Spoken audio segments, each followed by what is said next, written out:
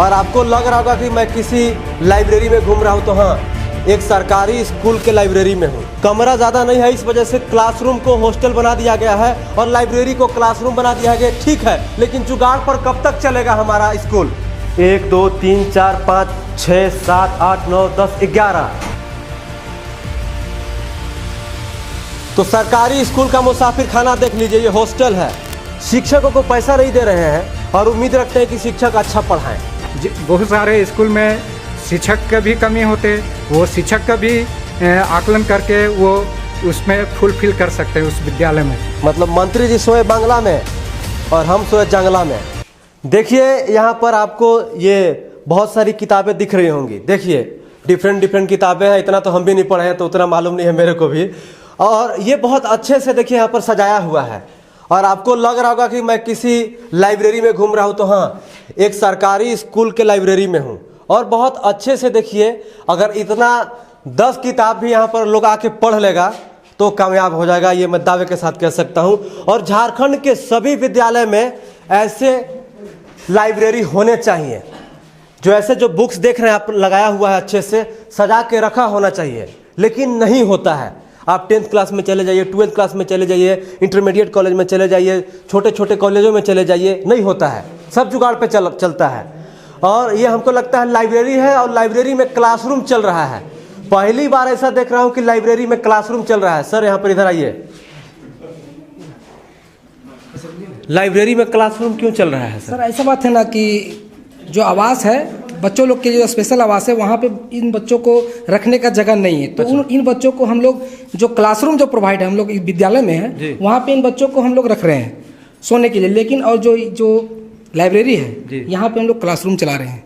ये कक्षा 6 के बच्चे हैं जी। तो यहाँ पर भी आप जुगाड़ लगा दिए हैं? जी हाँ, करना ही पड़ेगा सर। अच्छा, क्योंकि अगर सोने की अच्छी व्यवस्था होता तो हम लोग, तो वहाँ पर जो क्लासरूम को जो है आपने हॉस्टल बना दिया है जी, क्लासरूम को जो हॉस्टल बना, उसमें बेड लगाया हुआ है? जी हाँ, बेड लगा हुआ है। नहीं वैसा नहीं है, इसमें दूसरा बेड है, आप लोग देख सकते हैं, जाकर देख लेंगे। तो क्या बोलते हैं, वह कितने बच्चे एक रूम में रहते हैं? वहाँ पे भी 10-12? हाँ, ज़्यादा रहते हैं। वहाँ पे लगभग 18 बच्चे रहते हैं। एक रूम में 18 बच्चे रहते हैं? बहुत थोड़ा लंबा रूम है, हॉल है, नहीं बड़ा रूम है। फिर भी सर आप समझ रहे हैं ना कि वातावरण कैसा है हमारा? बिल्कुल, अभी गर्मी का भी मौसम है, सब परेशानियाँ तो आएंगी। लेकिन देख लीजिए, समस्या यह है कि यहाँ पर हॉस्टल में जो है कमरा ज़्यादा नहीं है, इस वजह से क्लासरूम को हॉस्टल बना दिया गया है और लाइब्रेरी को क्लासरूम बना दिया गया है। ठीक है, लेकिन जुगाड़ पर कब तक चलेगा हमारा स्कूल? जुगाड़ पर कब तक चलेगा हमारा देश? जुगाड़ पर कब तक चलेगा हमारा राज? आप बताइए झारखंड वासियों, ज़रा दिखाते हैं क्लासरूम को जो कैसे हॉस्टल में कन्वर्ट कर दिया गया है। आइए और देखिए हमारे साथ।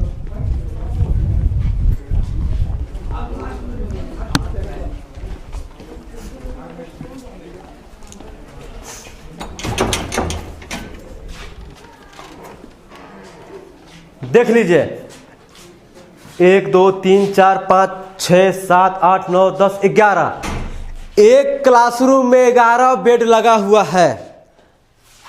अगर किसी मंत्री जी और किसी विधायक जी के बेटे को यहाँ पर एक दिन रख के ला के सोलवा के कोई दिखा दे तो हम जान जाएंगे। आखिर बताइए, वातावरण हमारा ऐसे ही खराब है, ऐसे ही दूषित वातावरण में हम रहते हैं और ऐसे में एक रूम में 12-12 लोग सोते हैं, तो फिर क्या पढ़ते होंगे आप बताइए।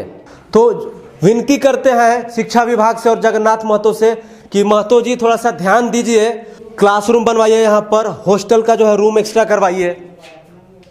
बहुत जर्जर स्थिति है, बहुत दयनीय स्थिति। देखिए सब ऐसी फेंका हुआ है, तो यहाँ पर अलमीरा भी एक भी नहीं है। यहाँ पर सब बेचारों लोगों को देखिए ऐसी किताब कॉपी रखा हुआ है। इधर भी है, इधर और ज़्यादा है क्या जी? 18-20। ऐसा लग रहा है कि ये हॉस्टल नहीं, ये किसी सरकारी हॉस्पिटल का वार्ड है। समझ रहे हैं ना? आप बताइए, इसी से अंदाजा लगाइए कि आखिर बच्चों की स्थिति क्या होगी। ये जो बच्चे हैं ये बीमार पड़ेंगे कि नहीं पड़ेंगे बताइए। ये हॉस्पिटल वाले वार्ड में सुला रहे हैं बच्चों को और यहाँ से एजुकेशन दे रहे हैं। उनके माता पिता को लगता होगा कि वहाँ पर हमारे बच्चे गए हैं, उनको अच्छा रहने के लिए मिलता होगा, अच्छा कमरा मिला होगा, लेकिन यहाँ पर क्या मिला है जरा आप देख लीजिए। कैमरा घुमाइए पूरा एक बार। ऐसा लग रहा है कि सच में मुसाफिर खाना में हम आए हुए हैं।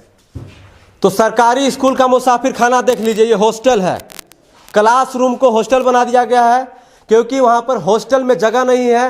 बच्चे ज़्यादा आ गए हैं इस साल जो इस सेशन में, इस वजह से लोग यहाँ पर जो शिक्षक हैं, यहाँ के जो मैनेजमेंट है, मजबूरी वश यहाँ पर इस क्लासरूम को वार्ड बना दिए हैं हॉस्पिटल का और इसी में बच्चे लोग रह रहे हैं।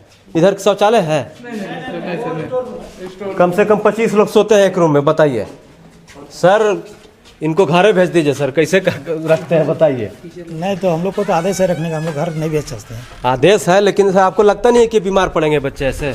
हम बीमार तो पड़ सकते हैं। पढ़ सकते नहीं, पढ़ते होंगे। नहीं पढ़ा, अभी तो नहीं पढ़े हैं, अभी बिल्कुल स्वस्थ हैं सभी। सियोरिटी के साथ कह रहे हैं अभी सर। बिल्कुल सिक्योरिटी के साथ करें, यहाँ हमारे में अभी बिल्कुल बीमार बच्चे नहीं हैं। अच्छा देखिए, अगर ये जुगाड़ पर चल रहा है तो आप अपने तरफ से अपना एनजीओ व्यवस्था किया, अपना संस्था। अच्छा, ये एनजीओ चलाती है ये जी, स्कूल को? जी। अच्छा, तो आप लोग को अच्छा सैलरी एनजीओ देती है या सरकार देती है? एनजीओ देती है। NGO नहीं, देती वहाँ है। गवर्नमेंट सैलरी टाइम पर मिल रहा है आप लोग को? नहीं, वो तो हम लोग को नहीं मिला है, लेकिन इस बार मिल जाएगा। अच्छा, इस बार मिल जाएगा। उम्मीद पर दुनिया कायम है, आप भी उम्मीद पर जी है। जी। अभी तक तो नहीं मिली है, 2 साल नहीं मिली, 2 साल से नहीं मिली है। बताइए झारखंड वासियों, मंत्री जी, विधायक जी और मुख्यमंत्री जी, पैसा कहाँ जा रहा है झारखंड का? शिक्षकों को पैसा नहीं दे रहे हैं और उम्मीद रखते हैं कि शिक्षक अच्छा पढ़ाएं। कैसे चलेगा?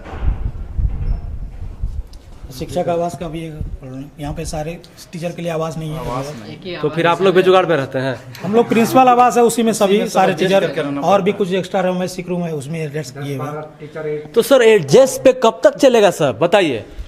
चल ही रहा, अभी जब तक नहीं दिया फिलहाल कुछ बाहर अच्छा, आ रहा है, जगन्नाथ कुछ महतो से क्या कहना चाहिएगा सर, आप लोग बताइए। कहना चाहिए कि हम लोग का जो व्यवस्था है वो थोड़ा सा बढ़िया से कर दे, ताकि बच्चों को भी दिक्कत ना हो, टीचरों को भी दिक्कत ना हो। जो हमारा चंपई सोरेन है कल्याण मंत्री चंपई सोरेन है, उनसे क्या कहना चाहिएगा? देखिए, कल्याण मंत्री चंपई सोरेन जी आप ट्विटर पे बहुत ज्यादा एक्टिव रहते हैं। तुरंत कोई आपको अगर टैग करता है तो तुरंत रिप्लाई करते हैं, डीसी महोदय संज्ञान में लीजिए। तो इसको भी हम टैग करेंगे, आप भी संज्ञान में लीजिएगा फटाक से, क्योंकि मुसीबत के साथ यहाँ पे लोग रह रहे हैं। बच्चा लोग देखिए कैसे रह रहा है। अगर आपको समय मिले तो एक दिन आके सूत के दिखाइए, यहाँ पर मच्छर उठा के आपको लेके चल जाएगा आपके आवास में। ले जाएगा कि नहीं सर? बिल्कुल ले जाएंगे।